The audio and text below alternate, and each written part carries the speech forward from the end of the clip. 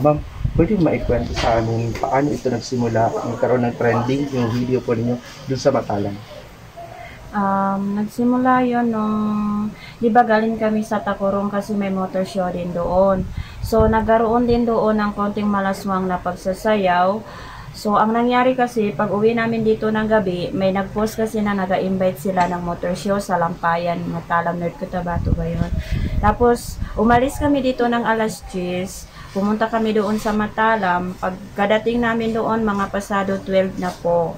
Pagkadating po namin doon ng mga 12, nag-announce po sila na sino po yung magsali ng Pakumbong Challenge. So, syempre, nag-join din ako. Bali, bawat isa po sa amin is may kanya-kanya pong may kanya-kanya pong motor na dapat sayawan. So, hindi ko naman po in-expect na yung iba is pupunta po doon mismo sa area namin. Sana pa lang, sa umpisa pa lang, sinabihan na kami ng organizer or sinabihan yung lahat na dapat is no touching and at saka doon lang po sa bay area. Yun, mas lalo pa po nilang pinalala yung sitwasyon eh. Mas lalo pa po nilang itinulak yung lalaki sa akin kasi meron man po akong video na makikita dito. Meron po akong katibayan na mismo yung organizer din po talaga yung tumutulak sa pagsasayaw namin. Tapos ilang beses pa po nila yun inulit-ulit. Kasi nung una, marami kami, tapos nung pangalawa, 6 na po. Then, pinili naman po yung 5 para kung sino yung maraming palakpak, siya pong mananalo. Then, umabot na po naman kami sa 3 na yung natira, tapos pinasayaw pa rin kami. Nang ganon din po yung style, tapos umabot na naman po sa 2. Kasi ang nangyari doon sir, nag-split lang man ako. Makikita doon sa video na doon lang po ako sumasayaw sa taas ng motor namin, doon sa rider na yan.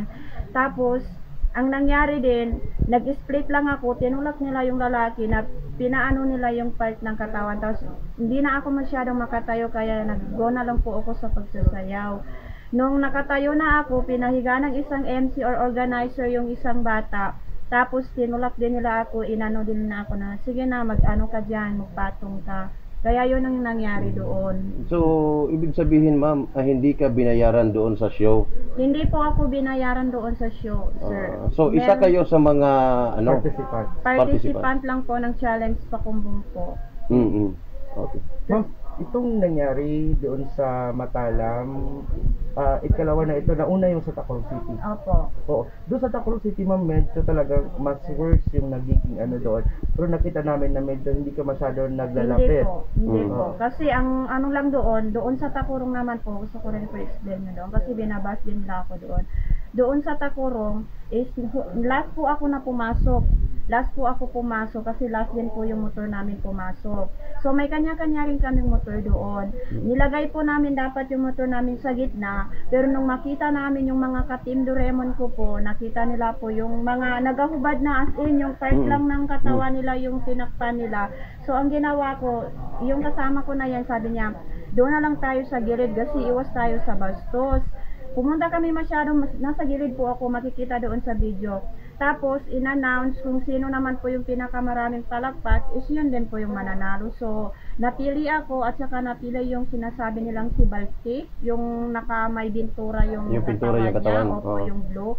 Tapos, pinaano nila kami. So, dapat, hindi naman po, alam ko mali po yun. Alam ko nagkamali rin po ako. Pero dapat sa umpisapan lang, sa hindi pa nakasayaw ang lahat, dapat ginasabihan na ng mga management doon at saka yung organizer doon na dapat nagsuot yung iba. Kasi marami po talaga, ihubad na po halos yung lalaki doon.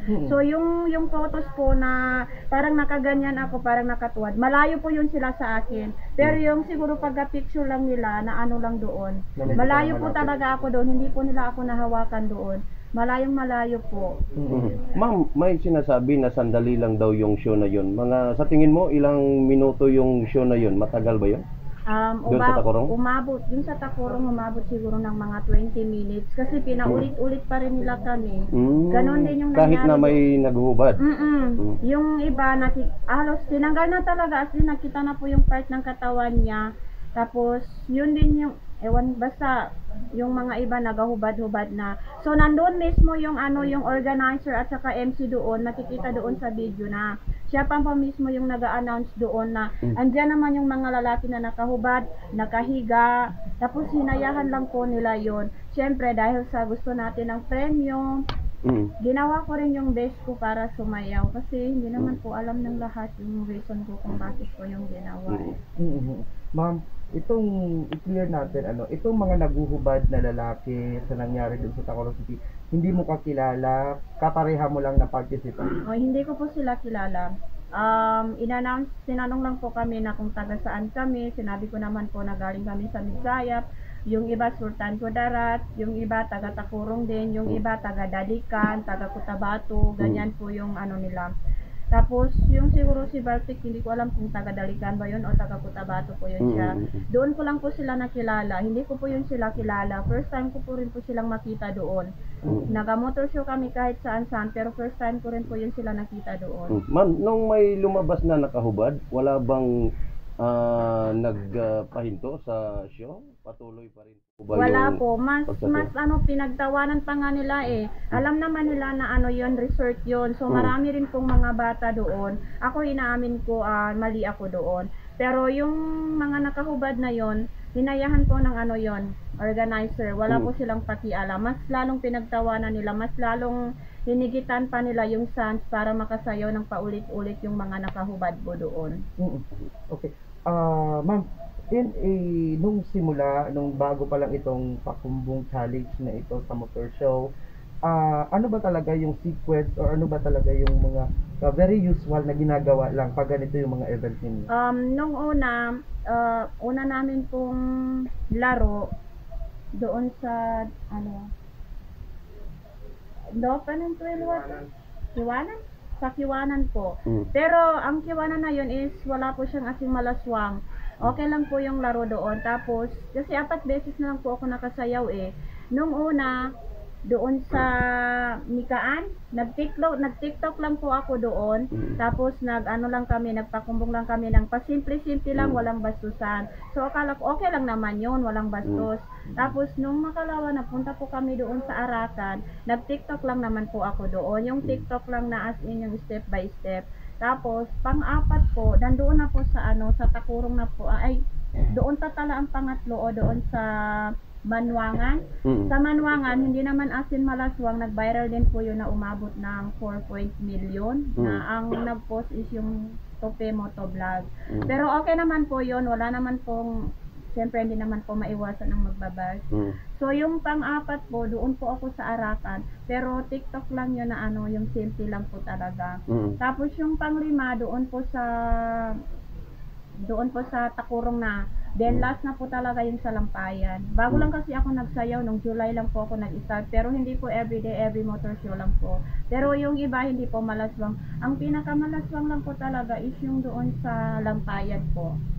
Yan po talaga. Okay. Ma'am, ano yung nagiging leksyon sa'yo bilang isa sa mga sumasama sa mga ganitong activities? Para sa'yo, ano yung leksyon na natutunan mo dito? Marami akong natutunan kasi nung nagapunta-punta kami ng motor show, kasama ko yung mga kaibigan ko, yung ka-team ko, pero nung nagkaroon na po ako ng ganitong viral, wala po kong makita kahit sino na pumupunta dito.